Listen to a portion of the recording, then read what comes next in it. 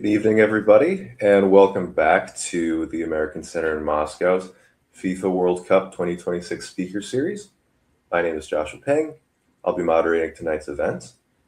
We are 87 days away from the FIFA World Cup. It'll be the largest and most dispersed tournament in history, and it represents an opportunity for host cities from Boston to Guadalajara to market themselves to a global audience. Joining me tonight is Meredith Geisler, a 30-year veteran in the field of sports public relations. And she's going to discuss how venues and markets are using public relations and communication strategies to publicize their role in the World Cup. Meredith, welcome. How are you? I'm great, Josh. Thank you. Thank you for having me. Of course. So, Meredith, could you just start us off by sharing a bit about your background and more generally describe to our audience what the field of sports public relations encompasses? Sure. So as you mentioned, I've been in the sports PR, sports communications world professionally for my entire career. So it's actually a little longer than 30 years. I need to change my bio, but so what I've done throughout my career is work primarily with professional athletes, but also working on the event side as media director for major international sporting events. I've worked with, as I mentioned, athletes in every sport you can imagine: NBA, NFL, NHL, MLB. I've worked with Olympians in swimming and gymnastics and skating and skiing.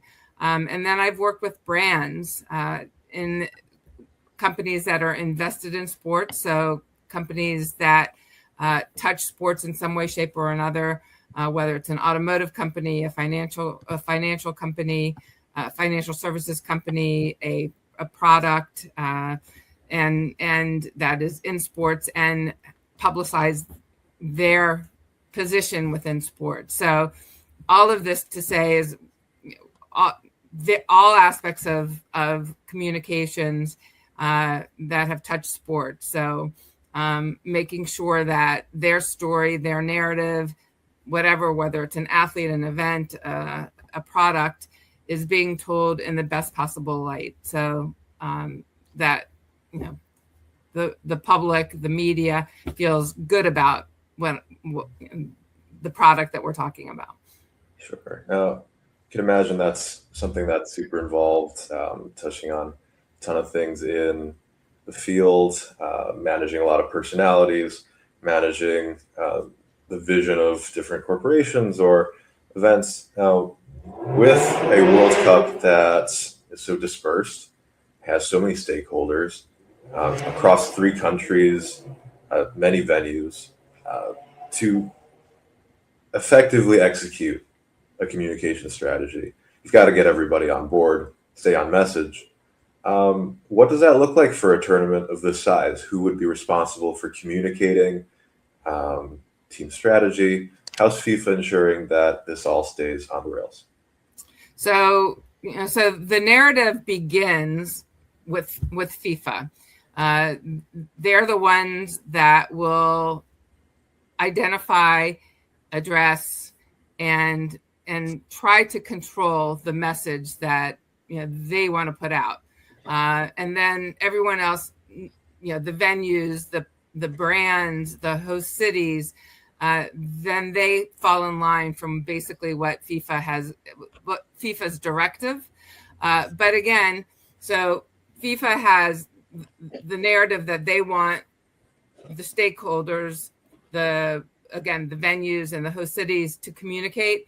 But then it's up to the cities, the venues, to make messaging, to develop messaging that is aligned with their respective communities. And that's going to work for their constituents. So, for example, what LA is going to do is going to be very different than what Boston does or what Atlanta does. Like Kansas City, Philadelphia, they all have their markets, DMOs, destination marketing organizations that will really buy into what FIFA is asking them to impart. And then again, it's layered. then the venues will do what's in their best interest. That's helping tell their venue story. The cities want whatever cultural,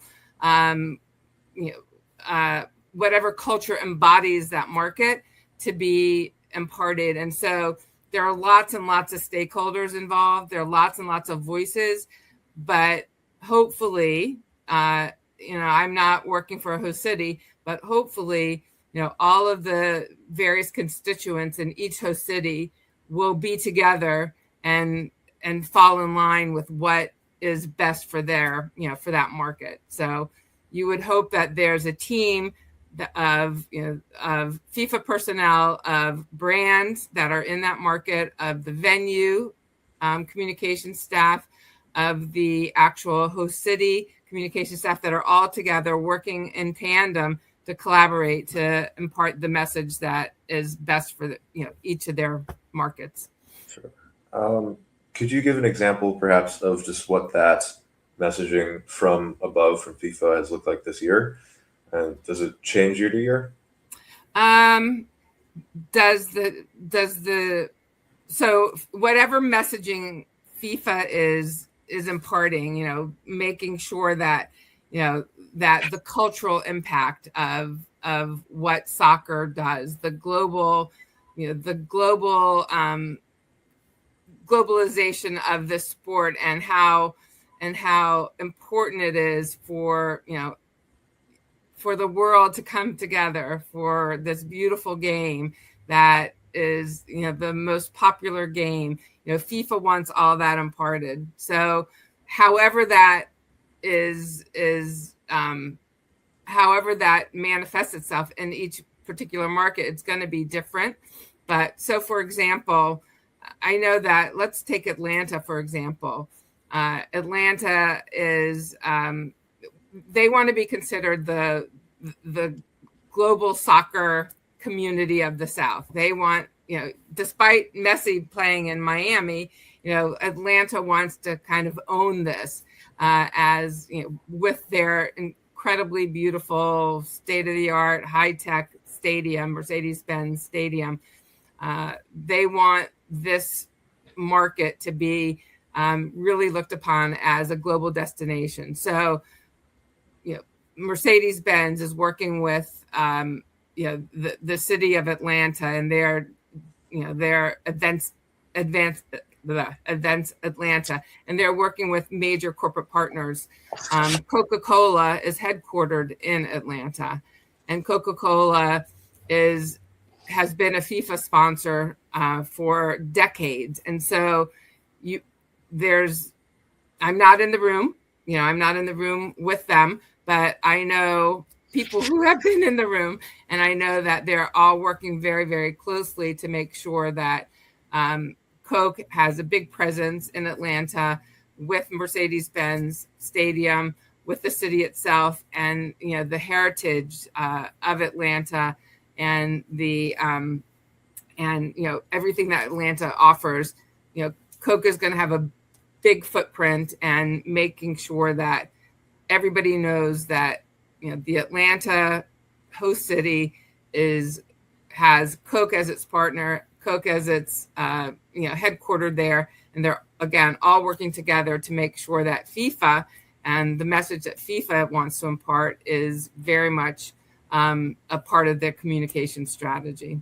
That's fantastic. I mean, when you think about Atlanta, you don't necessarily think right away about soccer or football, but it certainly is getting bigger there, and this is the perfect opportunity, as you said, to bring it to the world stage. Now, around the events, around the competitions, there are fan fests, things that cities do to engage visitors who might not necessarily even go to a game, but want to take part in the World Cup atmosphere. These have been going on for, I think, 6 tournaments now. And for this year, they're planned across 14 host cities. Could you tell us about the importance of these festivals and what you might keep an eye out for as we head towards them? Sure. So fan fests have really become a connector for what a major event can bring to a community. The tickets to these events, these major global events, whether it's the Super Bowl in American football, or an All-Star game for the NBA, or the World Cup, these major events cost, the ticket pricing is significant, and it's not for the faint of heart. It's not for excuse me, it's not for you have to have a significant savings to be able to afford to go to these games, and so it's not not everybody who may be the biggest fan in the world can afford to attend a game. But what a fan fest does is bring all of the joy and excitement and activities around this event to the market. And there's no fee to attend a fan fest. And so the fan fest has become really a significant opportunity for that market to to offer everything about the event, except for the game itself, to the fans and to the people and to the community. And so each of the partners generally have activations at these fan fests. So again, using Atlanta as a possibility, Coca-Cola will have a huge footprint, as they call it, at the fan fest, where they'll do sampling and they'll do all the things that Coca-Cola will do in the stadium, but at a much more attainable event where anybody can coming through and enjoy the excitement and festivities of being there without having to be at an event. So it's a great way to drive tourism to that market. It's a great way for sponsors to be able to activate their sponsorship, get beyond, get more than what's just their, whatever their fee is to become a sponsor of that event. But they have a way to touch, a lot more people outside of being inside the stadium by, again, sampling and things along those lines. And, the market, restaurateurs and all sorts of different, smaller aspects of the city can participate in a fan fest without having to pay the significant fee it is to become a sponsor of that event. Certainly, that sounds a bit like the viewing parties that maybe some people have been to around the Olympics. Yeah. Certainly, not everyone can foot the bill to go to Italy, but I think having those events certainly connects people to what is marketed as a global event. Now, fortunately for most of these fan fests that are coming up, funding for security and transportation won't be an issue anymore. For background, for our audience, there was a large bill that appropriated some money for security and transportation that these fan fests are relying on to put on the show. And there was some delay, but now that seems to no longer be an issue. My question for you, Meredith, is in the event that something like that happens, where there are issues with funding or something unexpected happens. I mean, we can touch on Guadalajara briefly. In the event that something happens that maybe disrupts the planned course of events, what kind of contingency plans do each host city or venue, what do they consider, and how does FIFA as a whole respond to things that might potentially throw things off? Yeah, I mean, you have to plan for a crisis, and not everything necessarily levels to a pandemic type of crisis. But you have to, every major event, every major organization needs to plan for a crisis, and what that contingency will look like, depends on the level of crisis. So there are slush funds that will have to be set aside for something in the event something does happen. So again, there's probably not a blanket answer for what the contingencies are, because it really depends on the level of crisis. Security is always going to be an issue. I know at last year's event, soccer event in Miami, I believe it was, Hard Rock Stadium, I believe there were security breaches where people were, fans didn't like the long lines that they had to wait in to get through the gates and security. So they were climbing through vents, and, it became a major security breach and crisis. And so what FIFA, I'm sure, has done was looked at what happened in Miami in that instance and said, okay, how do we prevent this? And not only did FIFA, but every single venue that is hosting any sort of event, but particularly the soccer, they're looking at what happened and how do we prevent that from happening going forward. So there have been lots and lots of meetings to make sure that this type of security breach won't happen again, or do their best to prevent that type of security breach to happen again. So is it a different security company? The security company that was used, I believe, in Miami, if I have this correctly, was not the security company that the Miami stadium generally uses. It was a security company that I think FIFA wanted. And so, I think there are these discussions now, which security company do we want to use?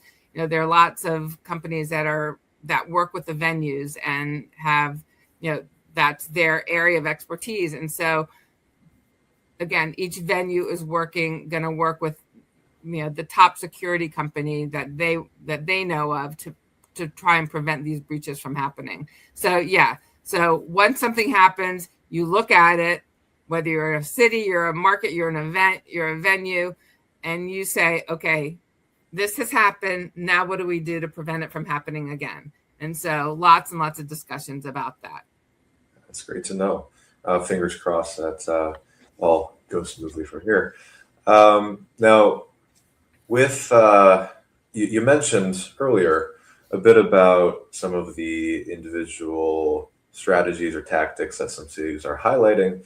And I think for the U.S. in particular, this is a really great opportunity to kind of put our stamp, the U.S. North America, right? Not just the U.S. North America's stamp on global football. Last session I was speaking with two current football players, soccer players at George Washington. And we were talking a bit about how the U.S. game, the development system is growing so fast, but our global identity hasn't quite caught up to this yet. Do you think that perhaps the individual cities, how they message, can build up this sort of reputation for the U.S., maybe reaching different markets and also making an impression on different players? Sure. I think that's the hope of any host city for any major event of any kind. Again, whether it's an all-star game or whether it's something as massive as World Cup and Olympics. I mean, those two for sure.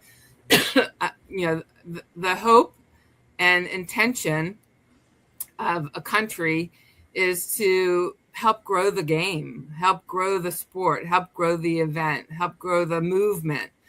And I know that that's what North America is really hoping for. It's obviously the presence and popularity of football, soccer in Mexico is massive, and it's at this the same stage where it is at the height of where the rest of the world is at its highest. U.S. and Canada isn't there yet, and I'm sure that both countries and North America in general, but both countries are looking at this as an opportunity to help really grow the game. And I think for the U.S. To really help grow MLS, even though it's not, MLS is not at the level of the rest of the world in competition. But I know that the U.S. is looking at this as a way to help grow MLS here and keep the homegrown players from feeling compelled to have to play overseas because the game isn't as good here as it is in the rest of the world. So yeah, for sure. Are there maybe a couple examples of strategies that each city are doing that really stand out to you? I'm sure that the messaging around LA is very different from what New York is doing, or Toronto and Mexico City, for example. What are some things that stand out? So, I know that Kansas City, one of their corporate partners is Hallmark, the card company. And Sure. they're using their partnership with Hallmark to do some interesting creative things. Kansas City also has tied into a music as a big part of their theme. So that's one of the things that they're doing. Philly, with PHI, to start the name Philadelphia has developed a PHAN campaign that will be that has already been implemented and will continue through the games and their when the games that they're hosting. So really getting the community involved in various aspects. New York is using much of their New York, New Jersey is using what all the major attributes that New York offers to really enhance and promote their involvement. We were just talking a little bit in advance, but each of the cities, every single city has hired a captain, what they're calling a captain, which is an ambassador for their city to really help promote what the city is trying to do. So I can go through a couple of the cities and just give you an example. Like Sure. Atlanta is working with the recording artist Sierra, who's a Grammy Award winner, to really promote Atlanta's involvement. Boston is using Julian Edelman, who is a three-time Super Bowl champion, and a hero icon in Boston, to really get to get New England involved. LA is using Rob Lowe, the actor, to really promote Hollywood. There's Seattle is using Megan Rapinoe, a two-time FIFA World Cup champion, and superstar up in the Seattle area. And then there's some markets that are using former football players. Miami is using Sergio Aguero, who's a former Argentinian soccer player. So, each city is doing something that's really, really specific to them and specific to their market to really promote through fan fests and that will be at the event itself, but media events that are leading up to the games itself. That's such a star-studded lineup that you just went through there. And I mean, who better than a Hollywood star to represent LA, or Megan Rapinoe for Seattle? or Kansas City barbecue to represent Kansas. Right. Exactly. Now, going back a bit to your background, which we talked a bit briefly about, you've represented some unique personalities, some major players in pro leagues, some people who maybe were on the short list for some of these ambassadorial positions for the World Cup. What does it take to manage somebody in that position who certainly has a lot to say, but they have to pair that with what FIFA has to say? What does it take to get the most out of them in that position? Yeah, so I could very well have, I don't have anybody on this list, but I could very well have had some people on a list. What it takes is a media training with that athlete as advanced and adept at delivering messages that athletes and spokespeople do. That's what they do for a living. They still need their hand held a little bit in the message development and working with them to make sure that they stay, that they're delivering the kind of messaging that the organizations want, that they're being hired for.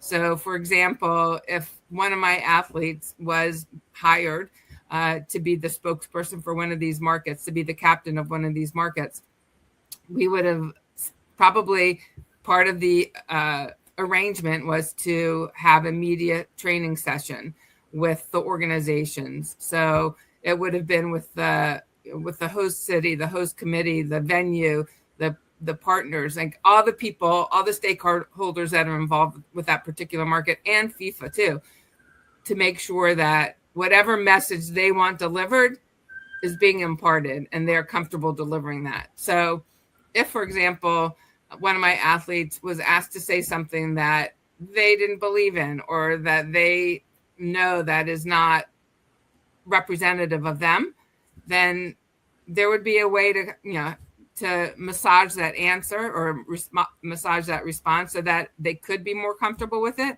Or if it's something that they say is off the table, I'm not able to deliver that message for you.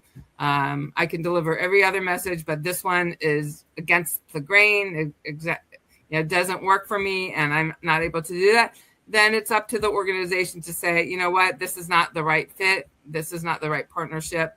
We're going to move on, which is fine. I mean, that happens sometimes, but for the most part, there is some compromise if it's the way they want it to be delivered is not the way that my athlete speaks, then there's a way to massage it to make it really authentic to them.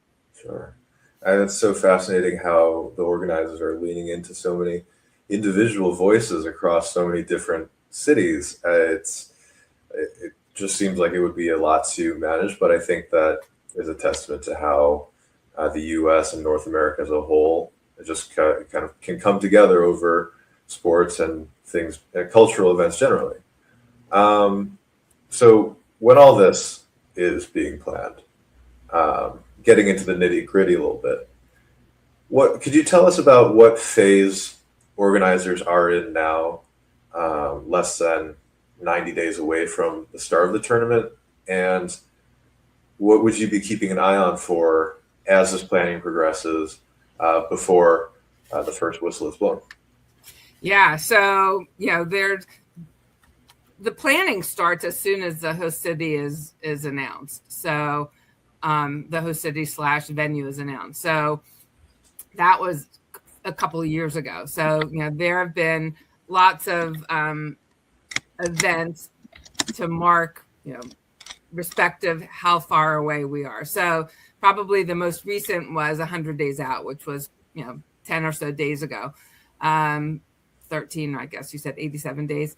Yeah. So 100 days out, the markets are in full let's make sure the venues are, getting our stories out, and whether that's done through just media events with, inviting select media to your market. But the storytelling, whatever the angles, the story angles, the news hooks, whatever is important, that again, the narrative for the most part can be controlled by the sponsor, the venue, the host city. At this point, there's, FIFA, unless there's something major happening that messaging needs to be developed for. Right now, it's in the hands of the market. And so you're talking that, each of these markets are doing whatever they can to really build. Tickets are probably sold out or close to it in each of these markets. So nobody's looking for, stories to how you can buy tickets. I mean, on the secondary market, they're available. But right now, if you probably go to any host city, the seats, for the most part, the tickets for the most part are going to be sold out. Again, secondary markets, a whole nother thing. But so whatever messaging these stakeholders really want to impart, whether it's trying to get the brands, the partners, the corporate partners, more exposure, trying to get the venue more talked about the technological advances of that particular venue, or the food offerings, or all the different things that to really position themselves as a global host city or a global host venue. These are the things that are being done now to really elevate themselves in the eyes of readers, viewers, followers.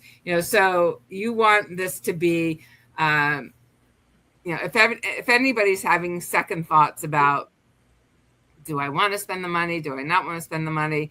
What are my options if I do make an investment to come down or come over or drive 5 hours for the day to see it? What are the types of things I'm going to be doing? So it really right now is all hands on deck to try and really build the case for Philadelphia as being the best host city that anyone could want to be at and travel to, and really elevate the brand, the Philadelphia brand, or elevate the Foxborough Boston brand, or elevate the Kansas City brand, so that the next major event that comes, they'll look at these as possibilities, and not just international events. I mean, this is to host a Super Bowl. This is to host an All-Star game or a World Series. You have to go where the teams are. But the events that an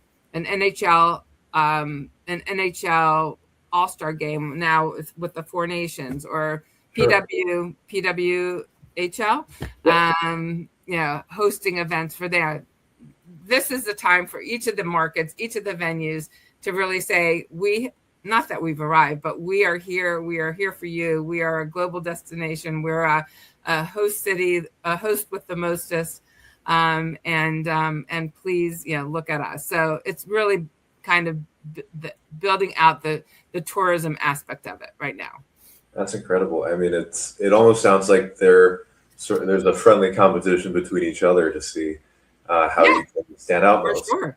Yeah, I mean, even looking forward to 2028, I've discussed this with family members before about the Olympics, where it's in the U.S., it's in L.A. You want to go, and already 2 years out, people are it's traffic and being in L.A. So it's fascinating to hear how these cities are really shaping up their image, even with just 3 months to go, really. Right. And LA is a good example, because this will be a really, really good test for the Olympics. Mm-hmm. And, it's not as widespread as, the Olympics will be within LA, and then they're playing softball in Oklahoma, and they're playing soccer on the East Coast. But generally speaking, for LA, this will be a really good test from a traffic standpoint and a security breach standpoint, like all the things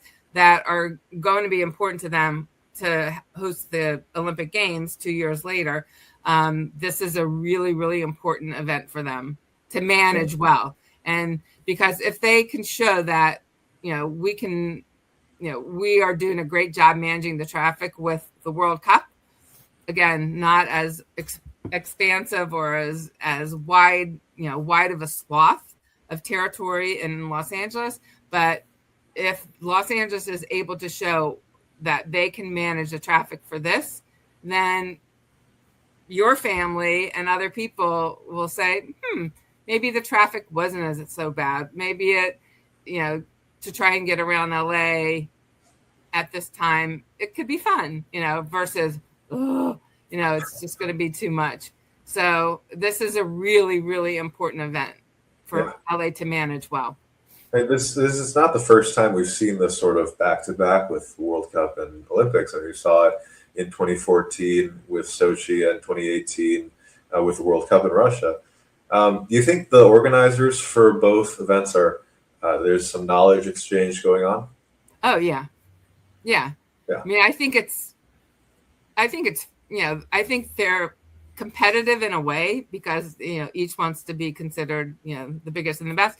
But I think there's enough respect for each organization, for each other, to really learn from each other. I mean, that's what this industry is about, is sharing. And I don't think there's any event, any executive within within this vast sport event industry space that is going to say, nope, I have this knowledge and I'm using it. I'm not going to share it with you. No, because they go between each, they change events, they change jobs. They go from one event to the, one structure to the next, and they bring this knowledge with them. So there is definitely knowledge exchange happening. That's great. So I want to bring it first to even way before the planning, the bid process, and then I also want to bring it to after the tournament. What is what goes into the bid process that relates to communications and marketing, and then after the tournament? So we're looking big timeline here. How do host cities take advantage of this massive event? It's not going to last forever. Tourists, they have to go home. But how do you make it sustainable? Sure. So the bid process, again, I mean, that is, years. It takes years of planning. I have not been a part of a bid process, but I know many people who have been active participants in bid processes. And for an Olympics or a World Cup, that's a massive, massive undertaking. And it's expense. It's a massive expense. Pulling these people together, pulling all the information together, doing the researching, doing the analytics. I mean, providing, buy-in from all the people that are required, all of the venues, all of the corporate partners, all of the government officials to buy in to what you want to offer the organization to be a viable host city. And so it costs millions of dollars to put these bids together. And the RFP for this is, the amount of labor that it takes to put this together is enormous. And I've seen these from the Olympics, from Special Olympics, from all-star cities, to host all-star games. And it's a lot of work. And so, again, it's an expensive proposition. Some people, some cities are just like, what, we have no chance. Our city would, it would be better to spend these millions of dollars that we're going to be spending on trying to bring in millions of dollars.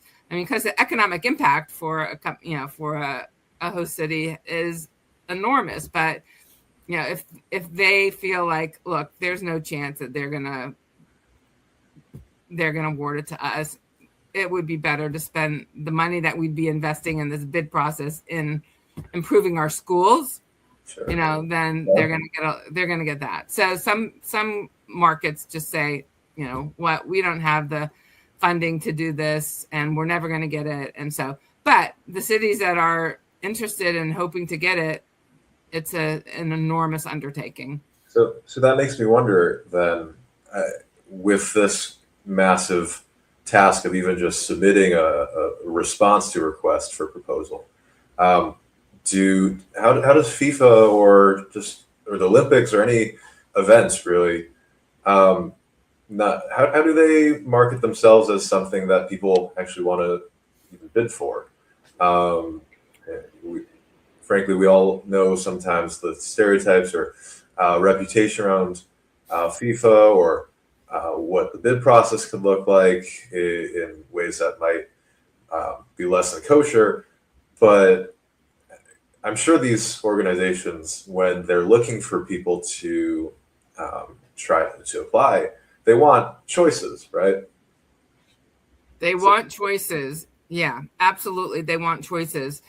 And,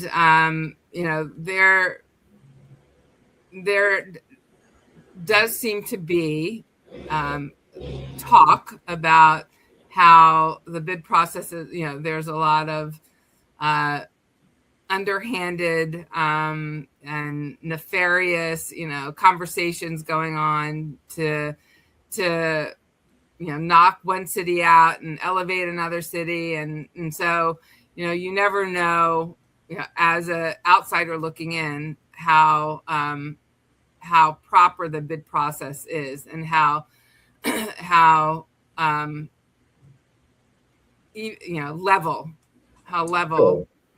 it is. But I think, for the major events, let's take the World Cup and global games. World Cup and Olympics. And now you can probably add, the WBC, which is being played right now, this World Baseball Classic. Right. It's massively popular. I mean, it has grown in its popularity significantly. And right now it's being played in a lot of different markets and countries. But it's the organizations, the events organizers have incredible data to really highlight what the economic impact is to a market by hosting it. And, again, there are some markets that claim that they ultimately that did host that have lost money, despite, putting the hundreds and hundreds of millions, if not billions of dollars of investment into it. And it didn't ever pan out.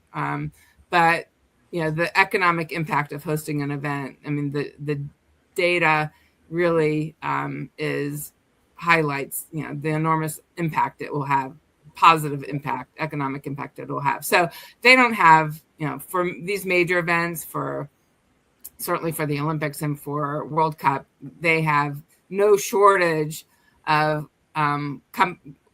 countries and that are willing to invest the money into putting in a bid to host it. So that then brings me to the second part of that question.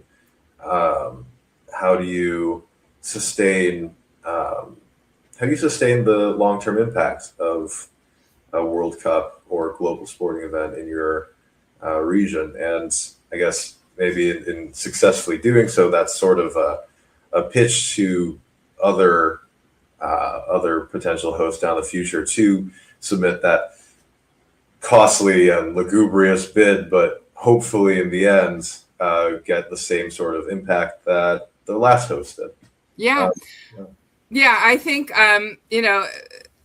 it really is kind of the legacy that that an event can leave for that market. Lake Placid hosted the Winter Olympics, a bazillion years ago. You probably know the date. I can't, 1980, whatever, 1980. Yeah. I don't think Lake Placid, anybody outside of probably, New York and, probably potentially New England have ever heard of Lake Placid. And now it's, an iconic name for winter sports. It has, a lot of venues there that are people go to Lake Placid to vacation, to be able to participate on hockey rinks and ponds and bobsleds, and all the things that Lake Placid legacy still has. And they have become, I'm sure, as a result of hosting the Olympics, it's become a destination, a winter destination. LA was able to rebid for the 28 games because they did such a great job in '84 hosting, and they still have just a tremendous tie to the LA games from '84, and what kind of the goodwill and the residue that occurred as a result of hosting that. There are just a lot of markets that are able to continue, whether it's parks, Atlanta from what year was that? Whenever the previous Atlanta games. I had a client. I was there. I was at the games, and I can't remember the year. But they turned part of their area that was kind of the fan fest gathering area into a park, and so now people go. Anytime I go to Atlanta, I bought a brick for that Atlanta game. With my kids' names on it. So whenever I go to Atlanta, I go to Centennial Park to go check the brick and shine it up to make sure that footprints aren't on it. So so again, each city should they should really for a World Cup, no one's building a new venue, so they're not investing in the infrastructure for that, which is a big expense for a host city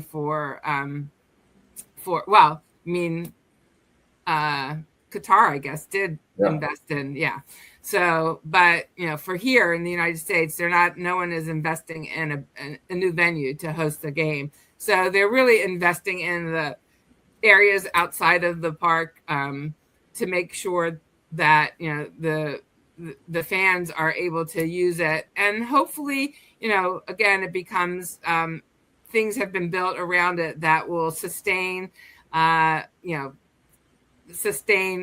interest in that area for years to come. And it's really up to the market to be able to do something with it, to really market themselves. Sure. I love that story about the brick. I mean, 1996, right? 96, thank you. That would have been it. Yeah, I mean, that really put Atlanta on the map. And even with the '84 Olympics in LA, the Coliseum is so iconic, and it's being brought back in 2 years. So, right. And that was already there. It was already there for the 96 games. I mean, for the '84 games. But yeah, I mean, it's an iconic venue that was, kind of its profile was raised beyond just people in the West Coast or LA knowing about it. And it has become, a venue that people want to play in because of its stature at the games in '84. Yeah. Okay, so I think we have time for a few Q&As. And if any of our audience have questions, please feel free to put them in the chat. We'll just start with what makes this 2026 World Cup so different from previous ones. Well, I think one of the things is that it's a continent, It's most of the previous ones have been a country, massive countries, but a country. This is a continent, so I think that makes it different. And excuse me, and just the popularity of the game, the growth of the game. I don't know, 20 years ago, I don't know if the United States or North America for sure, but the United States, there would have been a level of interest. The Women's World Cup was held here. But, the Men's World Cup, just the growth of soccer itself in North America, particularly the U.S., has grown significantly over the last several decades. And so we're now in a position to be able to want to host it and invest in it and make people care about it through the storytelling and through the excitement and through, just the pageantry of the games. So I think that is what makes this one different. Sure. And I am hoping that where we are in the world is not going to have a negative effect on it because of traveling, people not being able to travel to the United States potentially. So, there could be a positive reasons for it being different. Hopefully the negatives are not there. Sure. You touched for a moment there on the Women's World Cup and just like the effect of it all. I mean, we had Amy Wambach at the Oscars last night. Abby. Yeah. Yeah. Sorry. And we'll have the Women's World Cup in Brazil next year. What trends do you think you expect to see out of the women's game as a whole, and how does the World Cup in 2026 for the men set up the women's tournament? Yeah, I think that, the Women's World Cup has always been really popular here. And the success of our women, the women of the U.S., has really elevated the game itself. I think how Brazil really utilizes this is that they'll study this. They'll look to see, what was successful, even though obviously different countries, but they'll look at the successes and potential failures of what happened here and learn from it and bring that to them. Similar to what we were talking about, the security breach. If anything like that happens here, then you bet that they're going to be looking at this and seeing, okay, how do we make sure that doesn't happen here? Whether it's through technology or, different security systems or whatever, they're going to look at that. From a cultural aspect, again, very different countries, very different cultures, but I think the U.S. is really leaning into the cultures of each of the different markets, and not just the U.S., North America. So Mexico is really leaning into the Mexican culture. Canada is really leaning into the Canadian culture. U.S. is leading. And so I think that is what, any market going forward can see, okay, how successful was it? Atlanta really, is really, from what I'm reading, is really leaning into its history and civil rights. And they're making that a big part of their kind of theme, Sure. but with Coke and with their other corporate partners and with the host city and with the venue. So that's not, civil rights isn't necessarily going to work for, Boston, so each of the markets and countries going forward will look at how successful was what each of these markets did and how can we lean into that. So, food and their country and the culture and the music and the dancing and, all of that, I think will play a really, really big part in the Women's World Cup. Lots of knowledge exchange building up off of previous tournaments, that kind of thing. Exactly. So for our final question, we have a member of our audience asking how public relations in sport has changed through your career. And I want us to frame this possibly in the context of your family. I know that it's sports PR and the sports industry is a bit of a family affair for you. So with the generational view of this, how is this whole field shaped up? Do we have another hour? It has changed so much. Well, thank you for mentioning my family. Just really quickly, as far as, and then I'll bring my family part into it. But when I started, there was no such thing called social media. That did not exist. There was no Twitter, X. There's no Instagram. There's no Facebook. There's no TikTok. Nothing existed. You used letters, handwritten. Finally had computers that you could type on, or you had typewriters, but you didn't have computers. You didn't have cell phones that you could talk to. I mean, none of that. Social media didn't exist. How it has changed, how communications has changed, and PR has changed is all of the technology that we have, and primarily the major difference is that as publicists and the athlete itself or the event or whatever I was working with, we 100% relied on the media, newspapers, magazines, radio, TV, to tell our story. Completely relied upon the media. So the media relations part of it. The media relations part. So if you had good relationships with the media, then they would hopefully tell the story that you wanted to impart. Now, with social media, we hold the narrative. We control the narrative. We're able to tell the story we want to tell, when we want to tell it, how quickly, everything. So, you don't, yes, I mean, you still need the media. It still is an important part of communications and public relations, because to have, a third party talking about it versus it coming from you is very important. But, if you want to get the news out, you have it right there and are able to do it at, in a millisecond. And that's I think it's a really positive thing to be able to do. As far as my family, my husband ran a sports arena for 35 years. My son is in the partnership activation side of the sports industry. And my daughter is in communications for a major publicly traded sports company.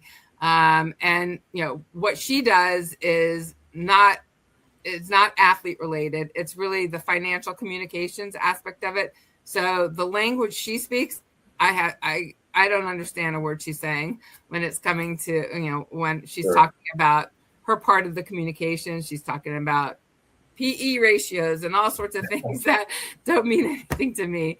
And I'm talking about, my athlete winning another gold medal, very different, but also because it's a major sports company, she's really embedded and immersed in the sports industry as well, sports communications, but at a very, very different way, in a different way than I am. So that's wonderful. Well, Meredith, thank you so much for joining us at the American Center in Moscow, for sharing your story, for your insight, for the perspectives from your family. This has been such a fun conversation, and really appreciate having you here. For our audience, next week, Tuesday, we'll have our next Game Changers Speaker Series event. We'll be joined by Lisa Shasanovitz to talk about the Special Olympics USA. And our next installation of our FIFA World Cup Speaker Series will be on April 20th from at the same time. I believe that will be a Monday. So Monday, same time as usual. I look forward to having you all back here then. Meredith, thank you so much. Thank you for having me. I really enjoyed this conversation, and nice to meet all of you, although I didn't see you. All right, take care. Thank you.